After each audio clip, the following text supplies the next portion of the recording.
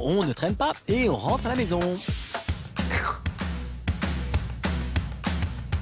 J'ai commencé à préparer la marinade pour mon gigot d'agneau. Mes convives arrivent dans 4 heures. Il faut vite que j'aille au fourneau. Et en plus, ça rime. Oh, belle bête. Pour commencer, Afida rince sa viande. Comme pour toute bonne américaine, l'hygiène, c'est important. Puis elle arrose son gigot d'huile d'olive. Généreusement, cela va sans dire. Je retourne. Et on ajoute du persil. Plein de persil. Masser tout ça avec les 2 mains. Toujours la marinade. Ça. Des herbes de Provence, en quantité. J'adore les épices. Très important. Alors on continue avec les épices. Du paprika, beaucoup. Voilà, ensuite, on va le piquer partout pour qu'il soit tendre. Très, très diabolique, tout ceci. Alors, les risques de la cuisine, j'ai cassé un ongle. Je me suis d'ailleurs ouverte, ça fait très mal, c'est pas grave. On continue. Blessé, défiguré du doigt, qu'importe. Afida, en vaillant petit soldat, continue sa préparation, en l'occurrence la découpe de gousses d'ail. Combien plein. On ne les fait pas trop petites. Hein. Là, on l'a fait assez grosse parce qu'en fait, on va la mettre à l'intérieur du gigot. Et en fait, ça va cuire tout simplement en profondeur.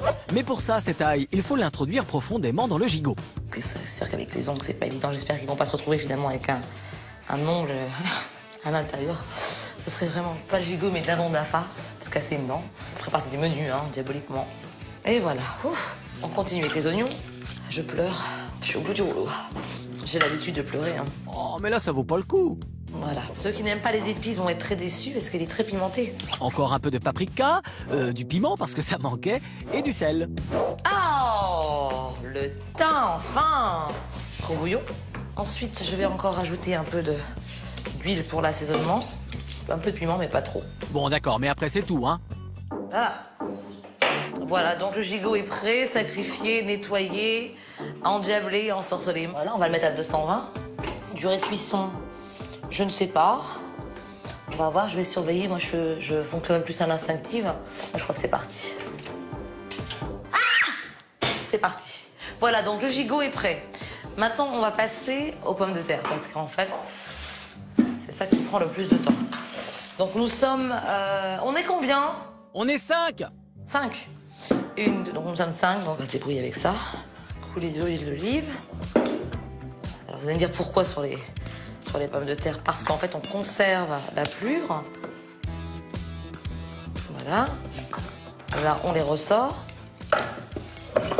Voilà, ça c'est... Voilà. On les pique. Encore, décidément, quel sacrifice. Et hop, au four. Avec Afida, ça traîne pas, hein. Et pendant que tout ça cuit, elle en profite pour faire un brin de ménage. Et voilà, le contre-coup de la marinade. On va sortir le gigot, on va regarder. C'est une catastrophe. Où est la fourchette? Où est le pic? Ah ah! Décidément. Ah oui, ça glisse. Super. Ça donne envie. Et les patates alors, elles sont cuites.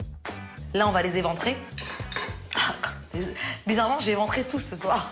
On éventre mais en douceur. Puis Afida évite le plus délicatement possible ses pommes de terre pour en récupérer la chair et la mélange dans un saladier avec de la crème fraîche et on mélange à la main.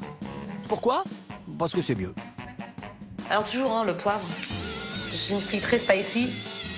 On va mettre un petit peu de... Pas beaucoup. D'herbes de Provence. Pas trop. Voilà. Vraiment pas trop. Hop. Puis là, il me reste plus fourrer la patate. Voilà.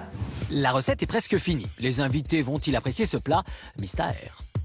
Je ne redoute en aucun cas le jugement de mes convives parce que je sais ce que je vaux. Je suis là pour passer un bon moment. Voilà, on a terminé. Bon, alors voilà, donc la touche finale, hein, le cheese. Évidemment, pas de recette américaine sans cheese partout. Beaucoup, c'est primordial. Le cheese, c'est important pour les Américains et le cheese. Le cheese et le cheese, c'est-à-dire l'oseille et le fromage. Faut mettre du beurre dans les épinards. Je vais refourrer les patates fourrées dans le four. Et voilà, we done. Ça vous a plu? Vous voulez refaire cette recette chez vous? Eh bien, vous la retrouverez sur votre smartphone ou votre tablette grâce à l'application Sisplay et toujours sur le site internet sisplay.fr.